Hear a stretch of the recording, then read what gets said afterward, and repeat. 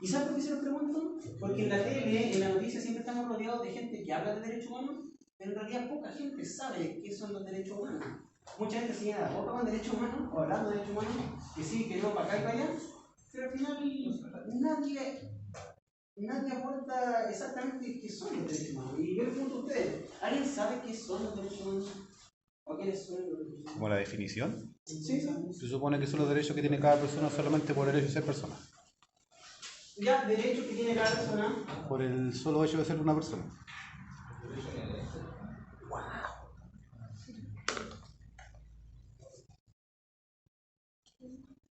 ¿Qué más? Libertad es fundamental para el disfrute de la vida. Ya. Libertades.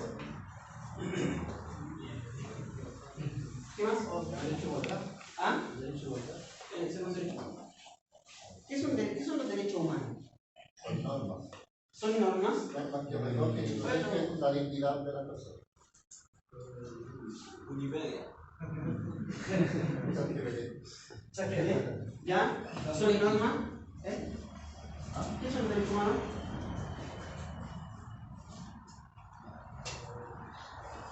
¿Qué más son los derechos humanos? ¿Qué son los derechos humanos? ¿Los dices como la organización o los derechos humanos? Porque el derecho humano, según yo, puede ser una organización nacional o internacional y busca hacer respetar los derechos humanos, lo que hace que uno sea humano. Como dicen, la dignidad, la libertad, y estas cosas son naturales. Eso que hace uno es ser naturalmente ser humano. Los derechos humanos son los que tienen los delincuentes. Eso sí.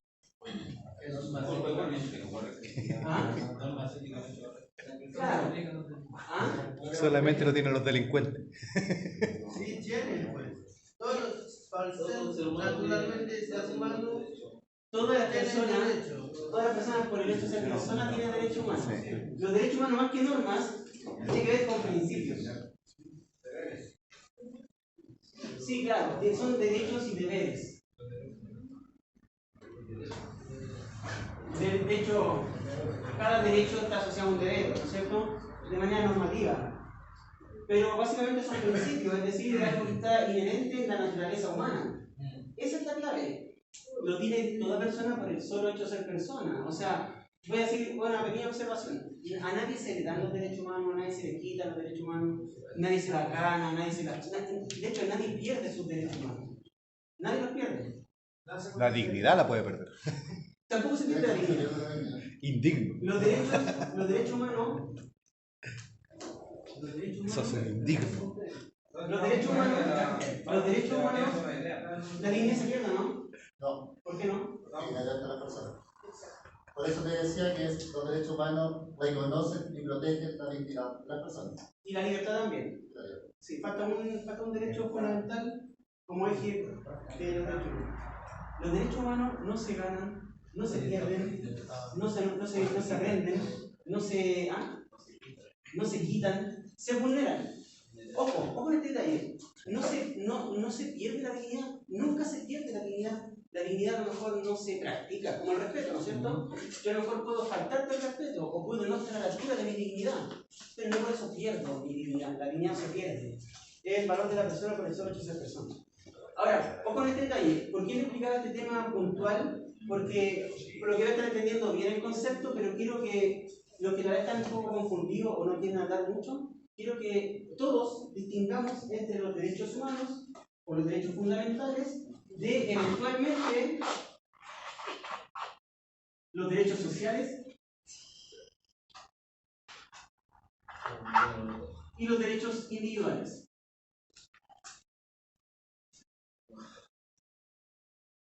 Derechos sociales y derechos individuales son parte de lo que llamamos ley positiva. Y ojo con este detalle.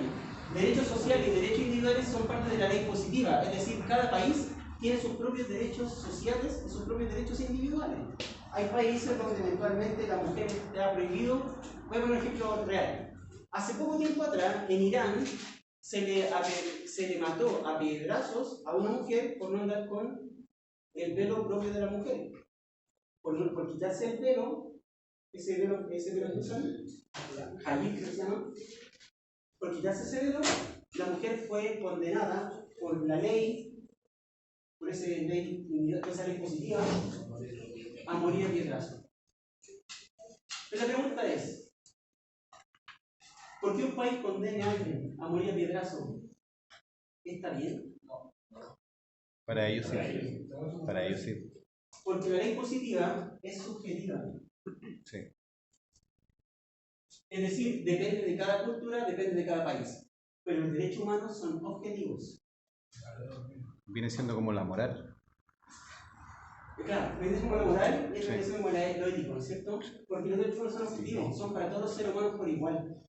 Porque se basa en no en la ley positiva, se basa en la ley natural. En la ley natural. Repito, la ley positiva de los países, ya sean derechos sociales individuales, son leyes culturales que cada país adopta.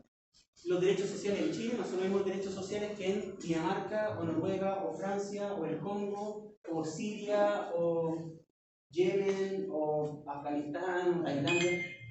Los derechos sociales en cada país va a ser distinto. Los derechos individuales en cada país va a ser distinto. Porque son subjetivos, depende de la cultura. Pero los derechos humanos dependen de la naturaleza humana. Por lo tanto, una mujer no tiene más derechos que un varón. O una persona con más edad o uno más joven. Porque por el solo hecho de ser persona tiene los mismos derechos. Esos derechos son tres ejes fundamentales: libertad, dignidad y todo ser humano tiene derecho a la vida. Por lo tanto, si la vida es un derecho humano, porque es parte de la naturaleza humana la vida, la dignidad es parte de la naturaleza humana y la libertad es parte de la naturaleza humana, entonces nadie tiene derecho sobre la vida de otra persona. Si entendemos entonces que nadie tiene derecho sobre la vida de otra persona, matar a piedrazo, ¿atenta contra los derechos humanos? Sí. La pena de muerte en general atenta contra los derechos humanos. Sí. Porque nadie puede decir que vive y que muere. Porque nadie tiene derecho sobre la vida de otra persona. Y desde ese punto de vista, si entendemos que la guagua dentro del vientre de una mujer es una vida humana, atenta contra la vida. ¿Quién es el que compra los derechos humanos? Muy buen punto. Cuando uno habla de derechos humanos, ese tema de defender los derechos humanos, y aquí quiero aclarar este punto porque esto se lleva a mucha confusión. Todos los seres humanos son responsables de garantizar los derechos humanos. Todos los seres humanos pueden violar los derechos humanos de alguien más. Pero quien debe garantizar la seguridad, esto se estableció políticamente, desde 1948, el Estado, cada Estado es responsable de garantizar esos derechos a través de las leyes.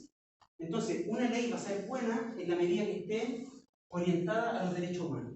Y una ley va a ser mala en la medida que atente contra los derechos humanos. Ninguna ley puede atentar contra la libertad, la dignidad o la vida de las personas.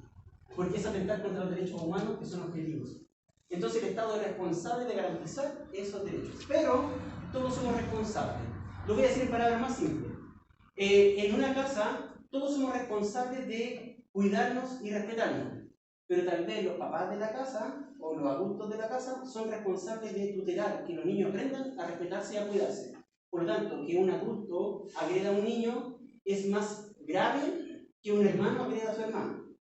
Es una agresión igual, pero es más responsable el papá por ser el tutor, el que debe cuidarlos. En este caso, todos somos responsables de cuidar los derechos humanos, pero eventualmente el Estado tiene un grado de responsabilidad mayor porque es el encargado político de hacer leyes que cuiden esos derechos humanos. ¿Me explico? ¿Me explico? Y por eso no hay que confundir leyes con derechos humanos. Porque créanme que hay leyes que no son muy cercanas a los derechos humanos. A veces se nos alejan un poco.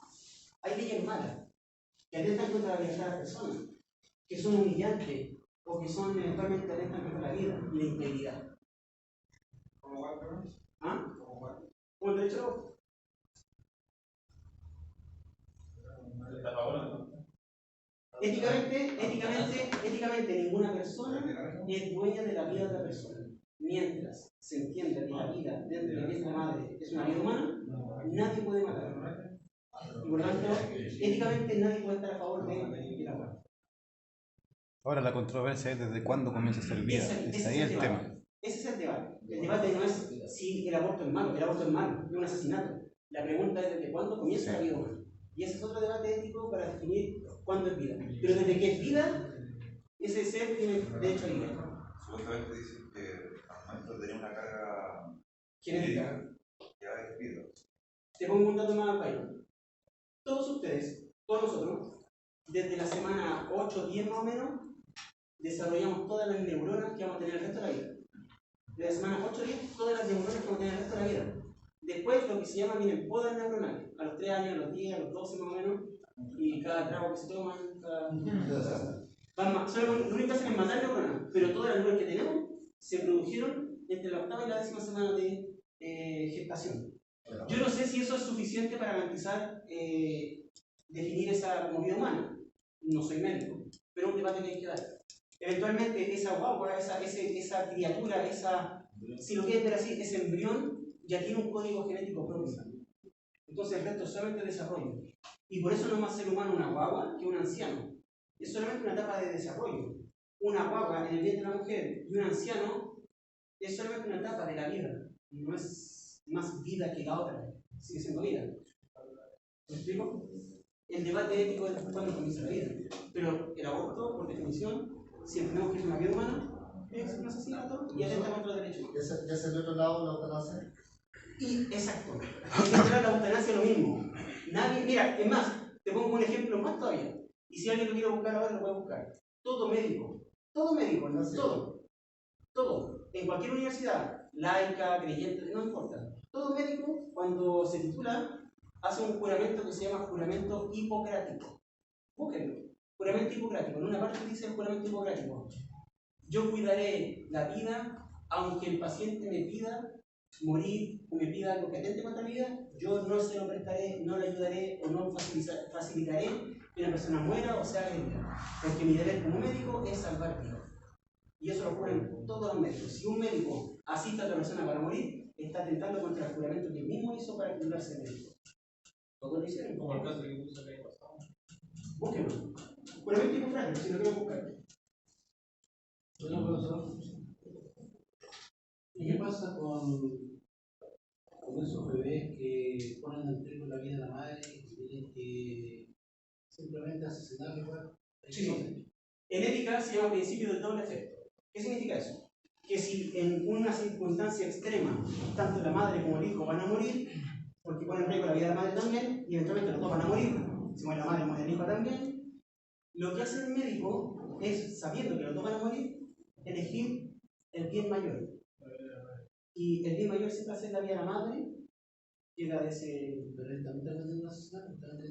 Repito, se llama principio del doble efecto. ¿Qué significa principio del doble efecto? Que lo primero que se busca es salvar la vida. Si como consecuencia no deseada resulta muerta esa criatura, es una consecuencia no deseada. Principio del doble efecto. Averigua. Sí, porque en ese caso, además, el doctor lo que hace es simplemente sacar el feto de la barriga. Si en ese caso, exacto. Y lo saca y lo trata con el incubadora. Si no sobrevive eso, ya. Exacto. O sea, lo que hace el médico no es matar, No. es salvar vida. Si eventualmente no puede sobrevivir ante esa intervención, no dependía del médico. Era una decisión que tiene que tomar, se morir los dos. El bien mayor en ese caso era salvar la vida más probable y siempre la probabilidad más alta la tiene la madre. En general, en medicina se piensa así. Los derechos humanos es un deber de todos cuidar esos derechos humanos. Todos somos responsables, todos somos eventualmente. Ojo, otro derecho humano que no está acá, porque está desglosado, lo pueden buscar, es el derecho al debido proceso, a la reputación, a la honra. Son derechos humanos, todo ser humano tiene derecho a su honra, a la reputación y al debido proceso. Por lo tanto, la difamación, el insultar a alguien, es atentar contra el derecho humano de otra persona. Los cagüines, la funa, eventualmente puede estar agrediendo la honra de una persona. Por ejemplo, mi polola me puso los cuernos y yo la estoy funando porque me puso los cuernos. Y todo mi amigo, todo el mundo empieza a meditar. Esta pone los cuernos, ahí está por cual, la funamos. Pero si investigamos un poco y uno dice, oye, Yo dije que me fui infiel y la estoy funando. Pero si investigó un poco y me puso que fue infiel porque yo en realidad era una persona agresiva, ¿quién es la verdadera víctima? ¿O quién es el verdadero victimario? ¿La persona que violentó? ¿O la persona que fue infiel? Victimario es la persona que atenta contra mí, el agresor. Entonces, ¿ella es la mala porque me fue infiel? ¿O ella me fue infiel tratando de escapar de mi agresión? Porque si investigamos un poco, podemos darnos cuenta que no siempre las cosas es llegar y compartir. A veces hay que investigar. Y toda persona tiene el derecho humano, a la investigación, al debido proceso, al juicio justo. Como cuando lo tienen que leer los derechos. Sí, pero eso es una fórmula política de llevar esto. Todo ser humano tiene derecho al debido proceso. Está acá, pero no sería el tema de que todo ser humano es inocente, hasta que se muestre lo contrario, que hay que investigar, tener pruebas razonables, una serie de cosas. Esos son derechos penales. Y esos son derechos penales que tienen que ver con los derechos sociales e individuales, Sí. sobre todo individuales. Tienen que ver con los derechos humanos. Que pueden nacer de acá, pero en la práctica se redactan desde acá. Se redactan desde acá. Por eso cada país es distinto. Hay países donde todos somos inocentes hasta que se demuestre lo contrario. En otros países tú eres culpable hasta que demuestras tu inocencia. Antiguamente, antes de que se creara la nueva reforma procesal penal, era así. Sí. Todos eran culpables hasta que se demostrara la inocencia. Exacto. Con la nueva reforma procesal penal, cambió. Exacto. Que tiene que ver con estos derechos, la ley positiva. Hoy día al revés. Todo es inocente hasta que se muestre. Hasta que se demuestre lo contrario. Eso es actual. ¿Qué tiene que ver el derecho a la vida en ética? Ojo con esto. Cuando hablamos de derecho a la vida, y yo les decía, todos somos responsables del derecho a la vida, estamos hablando de que siempre que hablamos de vida, más allá de matar o no matar, que es lo que hablamos de antes, tiene que ver con la integridad y la seguridad. Todos tenemos derecho al cuidado de la integridad y de la seguridad de cada persona, de cada trabajador, de los clientes, etc. Todos somos responsables de cuidar la integridad y la seguridad. Eso es parte del derecho a la vida. Que las condiciones sean óptimas para que nada pueda afectar o lesionar la integridad física, psicológica o moral. Nada.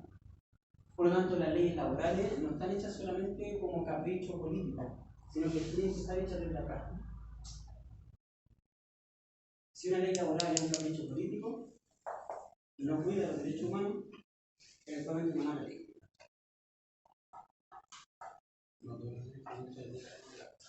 Claro. Por el control, lo dije al principio, ¿no? El origen de todo el conflicto final tiene que ver con el control. ¿Quién tiene el control de la población? Ninguna organización debiese poner en peligro la vida de sus colaboradores. Eso es parte de cuidar este derecho a la vida. Ninguna organización debiese poner en peligro la vida de sus colaboradores.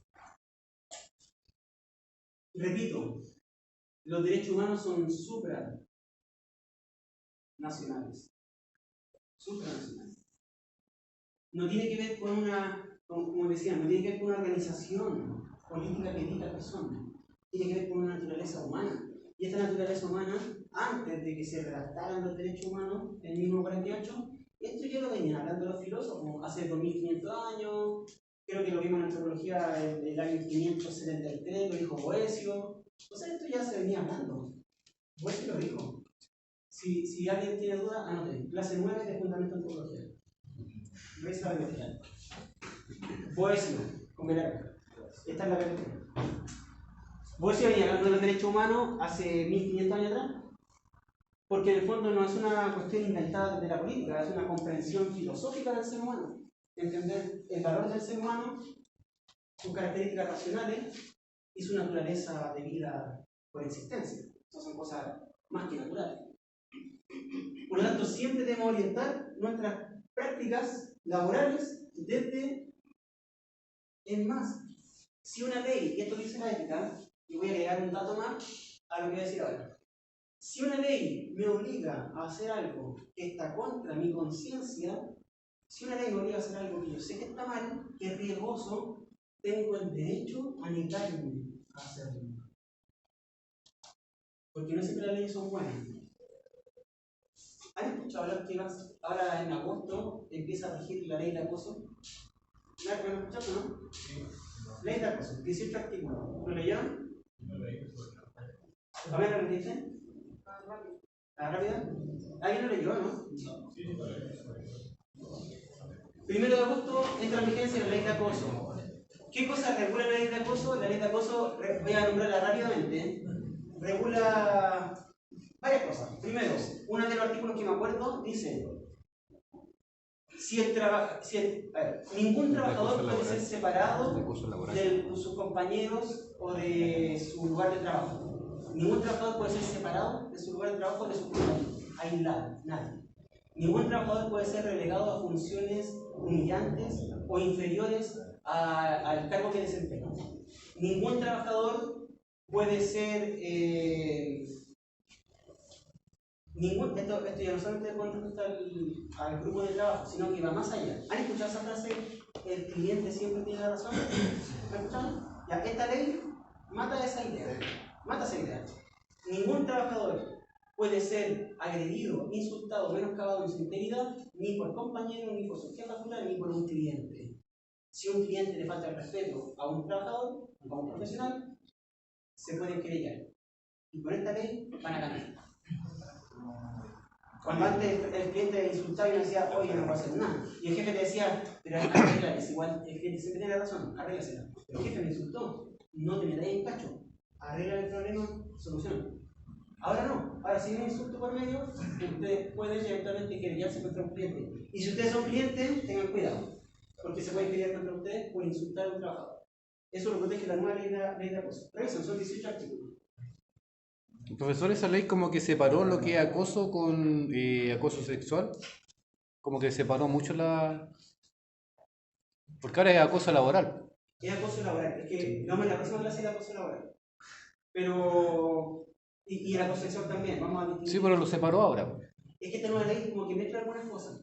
Por ejemplo, otra cosa que dice la ley de esta nueva ley, es algo que es un principio ético, como la ley del principio de defecto, dice, que en ética se llama objeción de conciencia. Ahora la ley dice, si un jefe manda a su trabajador a hacer algo que está en contra de su conciencia, el trabajador tiene derecho a negarse a hacerlo. Si el jefe te manda a hacer algo, no sé, engañar a un cliente, ponle esto nomás, si no se da cuenta, no sabes, y tú sabes que eso está mal, tienes derecho a negarte. Y tu jefe, si te trata de despedir, tú lo puedes denunciar y te va a ganar. Esta ley está a tu orden. Si tú demuestras que te mandó a hacer algo que tú sabes que está mal, anda, demuéstralo, y el jefe es que se va, ¿no? Ya no se corta el hilo por lo más delgado. Ahora el responsable es quien toma la mala decisión. Y es ahí donde uno tiene que tener la conciencia clara de tomar buenas decisiones. Y si el jefe manda a pedir algo que yo sé que está mal, tengo ahora la ley de mi parte para negarme a hacerlo. Lo que antes en ética era algo obvio, que era la objeción de conciencia, ahora está escrito por ley. Nadie puede hacer algo que ningún jefe puede mandar a ningún trabajador a hacer algo que en su conciencia sabe que está mal. También un artículo de esa ley de acoso. Revísenla, es muy interesante. Seguridad y salud laboral.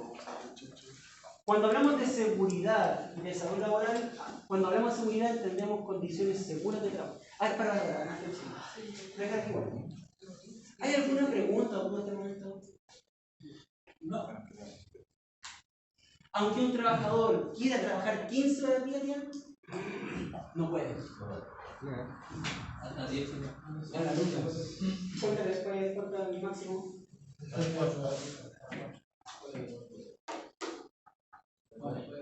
Una serie ya existe en todo caso, ¿no? Sí, Hace rato. ¿Alguna duda o pregunta con respecto a lo que estamos hablando?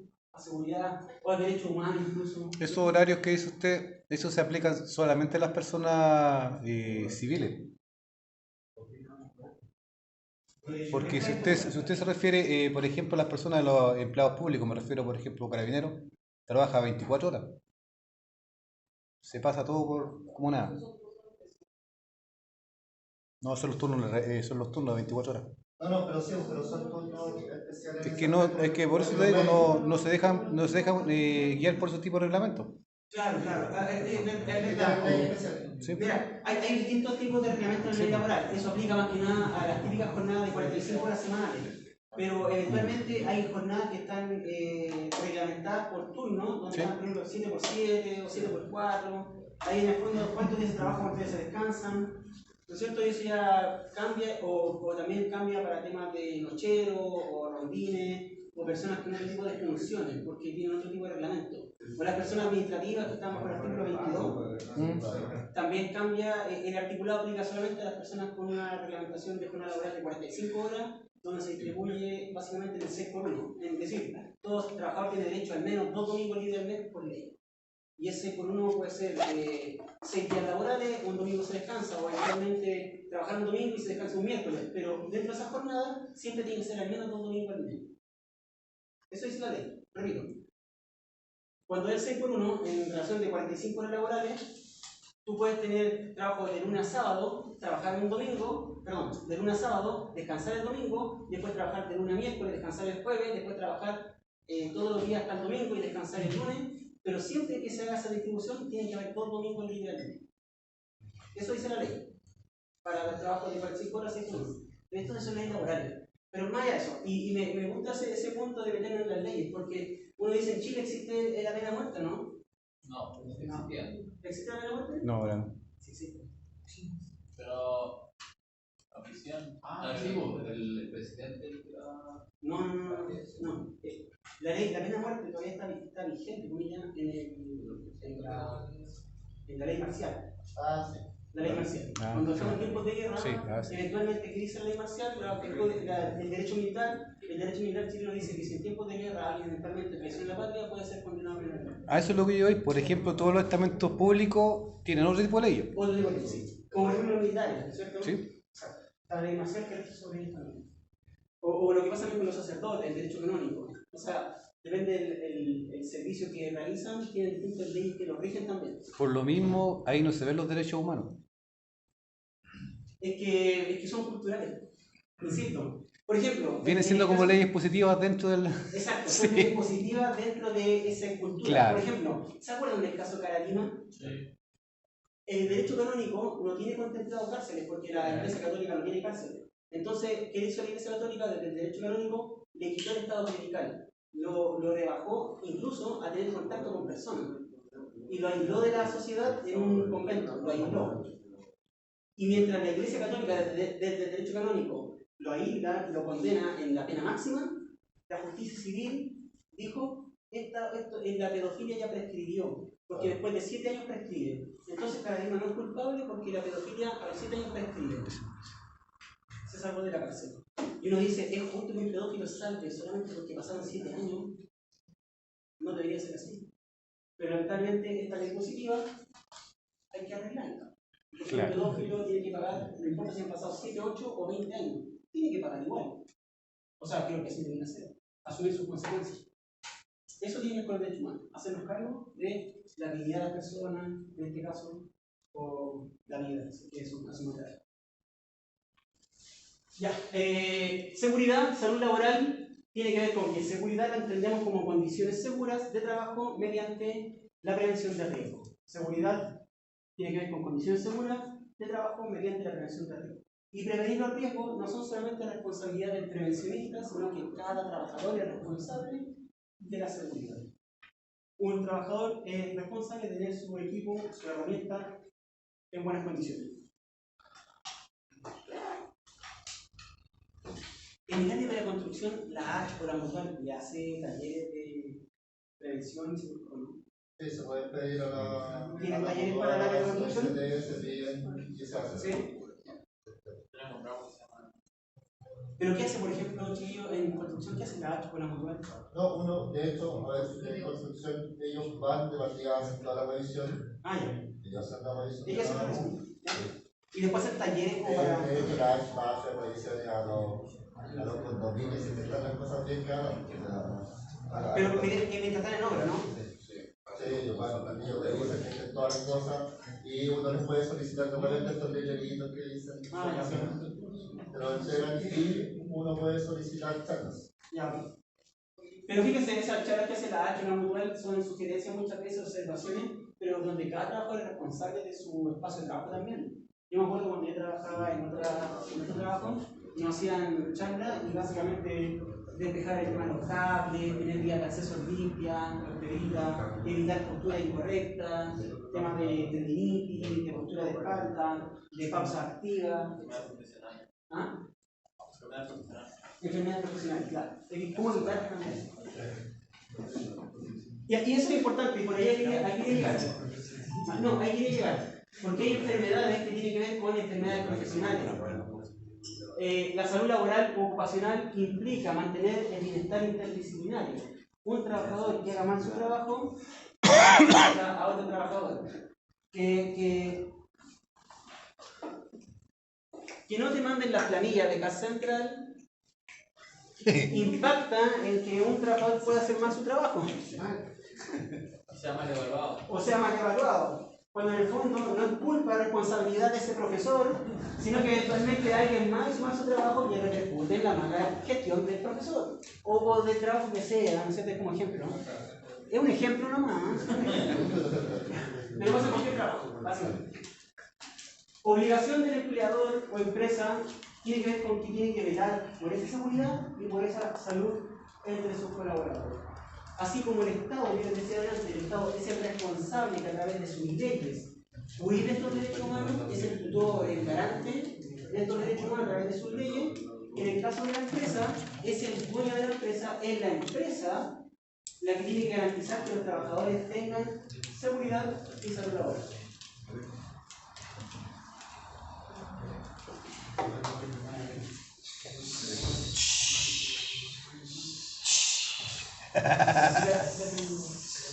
Las frías. Como dicen los mexicanos, las frías. ¿Qué?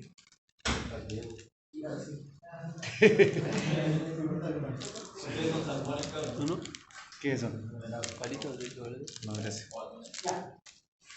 Cuando hablamos de seguridad y salud laboral, estamos hablando de que todos somos responsables, pero a pesar de que todos somos responsables, el empleador o empresa es el garante de que esto se cumpla, es el principal responsable. Es más, si un trabajador trabaja más de la hora legal, si un trabajador no tiene su herramienta en buenas condiciones, la multa le puede llegar al trabajador, pero en primera instancia le va a llegar a la empresa.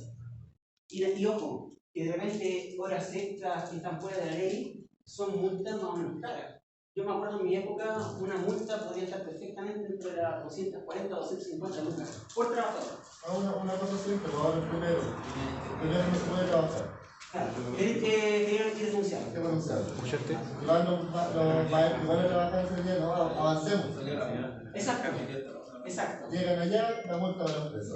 Exacto. Igual persona. Exacto. ¿Y saben por qué? ¿Por qué hacemos clases de ética? Porque eventualmente, chiquillos, ¿por qué hacemos clases de ética? Porque eventualmente, ¿qué dice el dueño de la empresa, de la constructora o lo que sea? Dice, mira, ¿sabes qué? Gano más plata con que trabajen y prefiero pagar la multa. Porque entre la plata que gano por ese día trabajado y la multa que pago, gano igual que trabajo. Dice que me multan. Y si es que me multan. Entonces, si me multan, aún así gano. Entonces, mejor mando a mi trabajador a trabajar. Pero hay que tener mucho cuidado porque esta cuestión no solamente es una cuestión legal, es una cuestión ética. Toda persona tiene derecho también al descanso, a la dignidad. Y la dignidad implica también descanso. Un trato respetuoso, humano. Va. Esta debe ser más rápida porque es un poco lo que hemos dicho todo este rato. Prevención de la seguridad y salud laboral implica contar con máquinas, equipos y procedimientos de trabajo seguros, lograr buenas condiciones físicas y mecánicas del trabajo, proporcionar una apropiada iluminación y ventilación, temperatura y sonoridad. Y estoy pensando no solamente en ustedes, o asumiendo que ustedes son personas que no tengan declarado algún tipo de TEA, por ejemplo. Porque hay personas, trabajadores con TEA, que tienen hipersensibilidad acústica, por ejemplo, y hay que tener espacios seguros para esas personas. O incluso también ustedes tienen a lo mejor problema de la vista y hay que garantizar su vista, su salud ocular, o tal vez que usted tiene problemas de diabetes y si eventualmente hay comida en el casino, hay que garantizar que no sufra por la diabetes, Como para los celíacos. o los celíacos, etc. Claro. Ser considerado también. En Estados Unidos para los judíos igual, cuando comen. O sea, los alcohólicos que tienen el copete. Pero como un derecho que tiene. ¿Algo yo dijiste? En general, que tienen el copete. O sea, eso vive en una cárcel no. Ah, en una cárcel. En una cárcel, claro. Ah, ya, ya. No, los judíos solamente pueden comer ciertas carnes que son procesadas, o sea, ciertos alimentos que son procesados por judíos. Ya, bien. O sea, no creo que para. Tiene que haber una empresa judía que está por encima. Tienen considerados de Para vender el juego del. Bueno, eso no es judío. lo de las carnes son está marcado en la verdad por esas carnes que no comemos. Sí, sí. Entonces muy específico y tiene que ser Está reglamentado. Judío todo. Y se lo digo porque eventualmente, chiquillos, todos nosotros, y me incluyo, todos tenemos pros, contras, cosas más beneficiosas, cosas que nos cuestan, tenemos ciertas facilidades, ciertas capacidades, cierta salud física, y entre eso, repito, para ser una sociedad que respete esa dignidad y eventualmente la libertad de elección, hay que disminuir brechas de segregación. Y disminuir brechas de segregación implica que si una persona tiene algún tipo de discapacidad de movilidad, hacer rampas de acceso, hacer espacio de movilidad para personas con cierta discapacidad, o se dice con discapacidad o en situación de discapacidad. Esa es la forma correcta. No, sí, es así. Se dice discapacitados o en situación de discapacidad. Esa es la forma. Y a raíz. ¿Por qué no lo digo? No, sí, es verdad. Así se dice. Y ojo con este detalle. Hay personas, muchas personas, más de las que ustedes creen, porque me ha tocado conversar con muchos profesores de colegio, de lugar aparte, etc., donde uno en los colegios, a través de los programas de integración, se da cuenta que, de hecho, mi prima trabaja ahí, mi hermana trabaja ahí, tengo muchas familias que trabajan en estos programas, en los colegios, y hay muchos niños de 3, 4 años que están entrando, y ya en la básica también, que tienen distintos diagnósticos de trastornos del espectro autista. Hay mucho, igual digo, el espectro autista es muy variado. Y desde ese punto de vista son niños y personas funcionales en la medida que uno garantice espacios, que son espacios de condiciones dignas, mínimas, pero eventualmente para ellos son mucho más agresivas. Sonoridad, temperatura, ventilación, iluminación. Y esas cosas, si uno las trabaja con delicadeza, de acuerdo a una cuestión integral, son cosas que son personas funcionales en la vida laboral siempre. No son brechas restrictivas. Si uno disminuye esos espacios, la brecha también disminuye. Y las personas se integran en la sociedad. De hecho, incluso para niños con síndrome de Down, si en la mayoría de los casos, no en todos, pero en la mayoría de los casos, si se trabaja de una edad temprana, son personas completamente funcionales. Completamente funcionales. Pueden tener trabajo, pueden ser autovalentes, pero hay que trabajar desde siempre con ellos para analizar esa accesibilidad. Y son cosas que realmente las pasamos por alto hasta que no tenemos un familiar que está en esa condición. Es para que tomen conciencia, y tomen conciencia cuando ustedes sean eventuales jefes o dueños de la toma de decisiones. Ahora sí. ¿Qué acciones son contrarias a la integridad y la seguridad? ¿Qué cosas generan estrés? Ya hay que hablar la vida, ¿no? Estrés, sí. ¿Qué es el estrés? Que viene antes del S4. ¿Ah? ¿Qué es el estrés? Sí, sí, una enfermedad de qué tipo.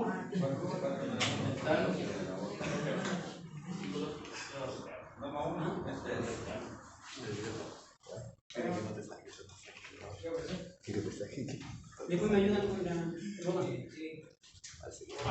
¿Vieron alguna cosa? ¿De qué tipo de enfermedad, Rodrigo?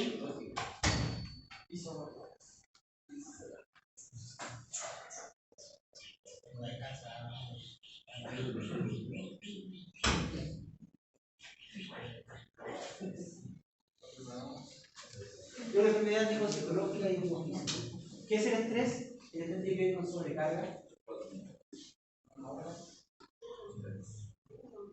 ¿Qué es el estrés constitutivo del ojo? El estrés tiene que ver con fatiga. El ojito.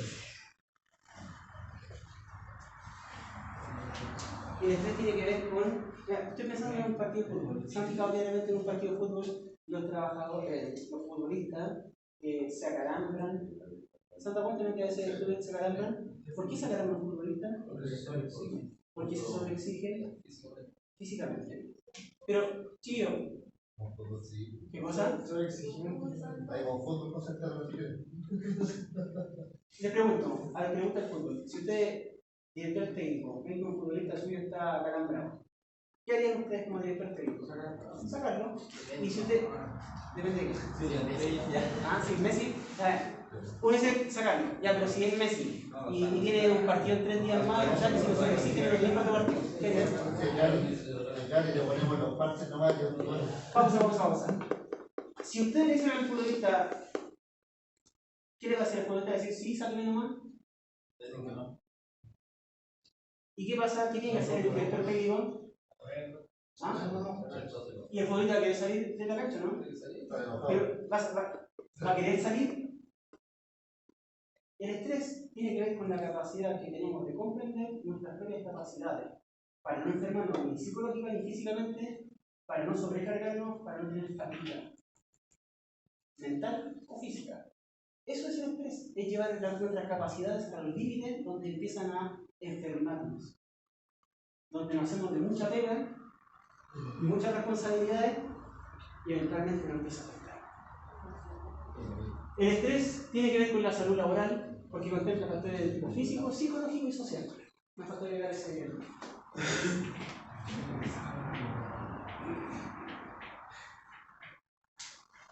El estrés es un trastorno físico y psicológico que aparece como respuesta a situaciones agobiantes. El estrés se manifiesta con pequeños detalles que a veces somos conscientes y a veces no. Y aquí pongan alta atención, porque además uno de ustedes va a estar viviendo situaciones parecidas y no se está dando cuenta que se está estresando. Y claro, a lo mejor te dicen, soy joven, lo puedo llevar. Pero no siempre van a ser jóvenes. Y no van a poder llevarlo hasta que ya el cuerpo no da más.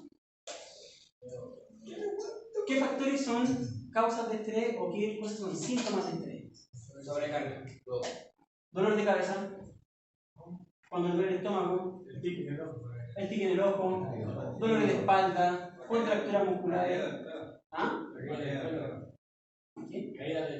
Caída del pelo en casos más graves. No, estamos hablando de. ¿Qué pasó? Estamos hablando de una cuestión de carácter nervioso, se cae el pelo de manera anormal. Dificultad para dormir, problemas de concentración,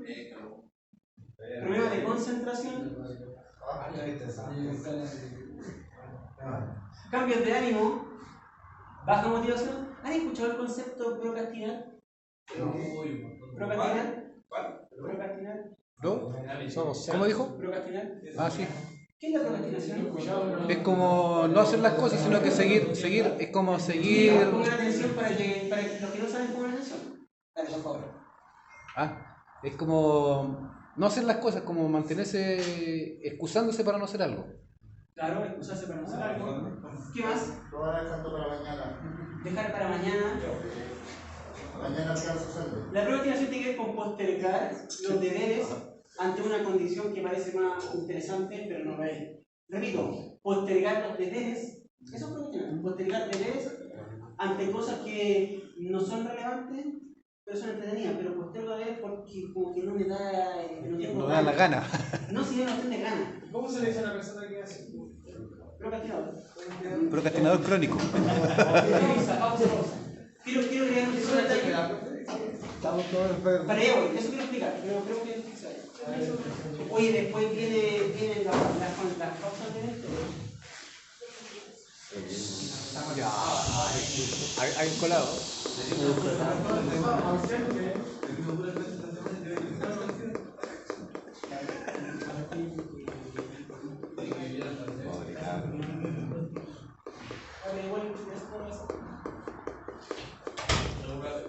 ¿Qué es la procrastinación? Mira, la procrastinación, esa falta de ánimo de postergar las cosas,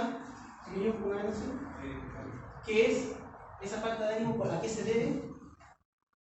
Hace poco leí un artículo que decía que la procrastinación, esta falta de ánimo, el postergar los deberes, la responsabilidad por algo más importante, es un síntoma de la depresión, de un principio de depresión.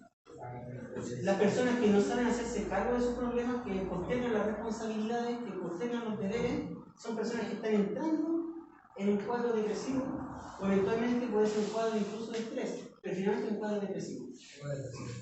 Porque es un trastorno del ánimo. La procrastinación es un trastorno del ánimo. Por lo tanto, no tengo ánimo de hacer las cosas, y es como cuando dice, me pica la garganta, como que me quiero resfriar. ¿Sabes cómo se llama? O como que uno dice, oh, no sé, como que me siento raro, como que me pasa cuando me voy a resfriar, como el primer síntoma de resfriar, una molestia del cuerpo, una picación de garganta, y dice, me voy a resfriar. Es un pequeño síntoma. Ya. En el caso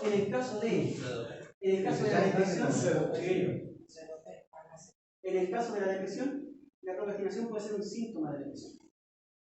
Entonces no hay que tomarse tan a la ligera, porque la persona que está postergando ese deber tiene que eventualmente hacerse cargo luego, porque después puede que le cueste más. Oiga, profesor, una persona puede seguir su vida normal teniendo clase. ¿Una persona puede seguir su vida normal resfriado? Pero si una persona puede aprender a manejar en clase. ¿Una persona puede vivir resfriado con mocos toda la vida? Sí. ¿Es calidad de vida eso? No es calidad de vida, pero yo creo que también es manejable. Es manejable, pero no es calidad de vida. En el cuadro del caso de usted también puede ser manejable, pero no es calidad de vida. A ver, ¿eso no se pasa? No, es un cuadro que hay que atender. Es una condición que, así como la salud, que hay que. Ojo, y esto está archivo en el trabajo. Cuando hay pequeños cuadros depresivos en la vida en general, y uno no se los trata o no se hace cargo de esos cuadros, ya sea individual o profesionalmente, eventualmente eso merma tu condición anímica a la larga, ya sea cuando sea adulto mayor o lo que sea. En el caso de la enfermedad es lo mismo, cuando una persona no se cuida de los resfriados permanentemente, llega a una edad mayor, que es mucho más fácil caer en pulmonía o problemas respiratorios. Porque las enfermedades, cuando no son cuidadas, es como una carie no cuidada. Ya puede que tú no te hagas cargo en su momento, la dejas estar, pero eventualmente te va a pasar la cuenta. En el caso de las enfermedades mentales, psicológicas, psiquiátricas, de estrés, depresivas, lo que sea, así como las enfermedades de la salud física, cuando no son tratadas, eventualmente igual te va a pasar la cuenta. ¿Se puede vivir con eso? Sí. ¿Hay personas que viven con depresión? Sí, toda la vida. ¿Hay personas que viven con estrés? Sí, toda la vida. ¿Lo pueden manejar? Tal vez sí, es funcional. ¿Pero eso es calidad de vida? No, no es calidad de vida.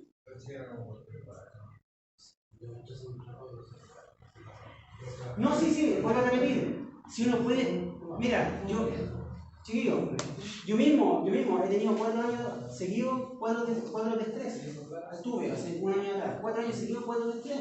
Y yo no paré. De hecho, una vez yo tuve un cuadro de estrés, tuve retinopatía central serosa. Si la quieren averiguar, después van a entender qué hago. La retinopatía central serosa, ya se voy a explicar. Consiste en que hay una inflamación en el globo ocular y hay acumulación de líquido en la retina. Y ese globo que se produce desenfoca las formas y las figuras y ves como doble, como si estuviera mareado. Yo no me lo cuidé, no me lo traté, ese estrés no me lo cuidé y manejaba igual. En la noche veía 4 líneas, 5 líneas, 8 focos. Irresponsable, lo que estoy diciendo es súper irresponsable. Yo no sé, también vi una línea. ¿Tú qué?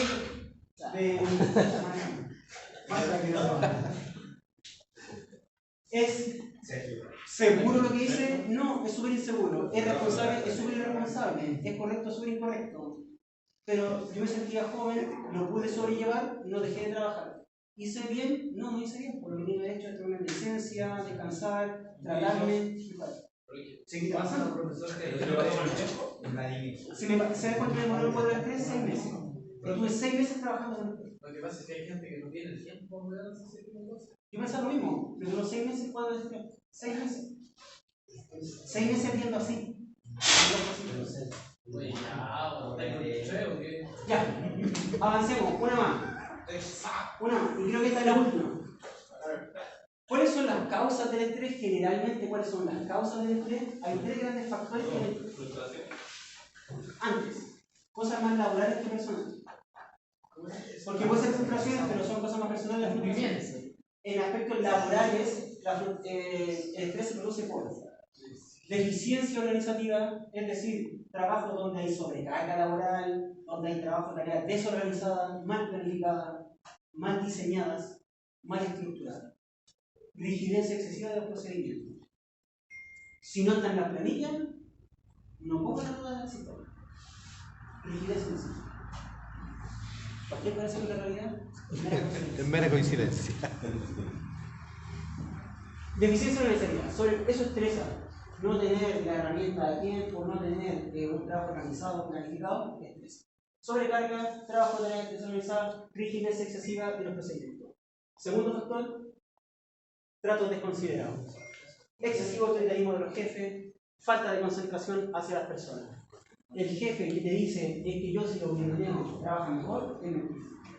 Está archidemostrado que el jefe que trata bien al trabajador, que lo motiva, trabaja más que el jefe que amenaza al trabajador. Porque cuando un jefe amenaza al trabajador y ese trabajador acumula rabia, no va a cuidar la pega, no va a cuidar al jefe. No le va a decir al jefe cuando hay un problema. Y si puede poderse, no se lo va a poder.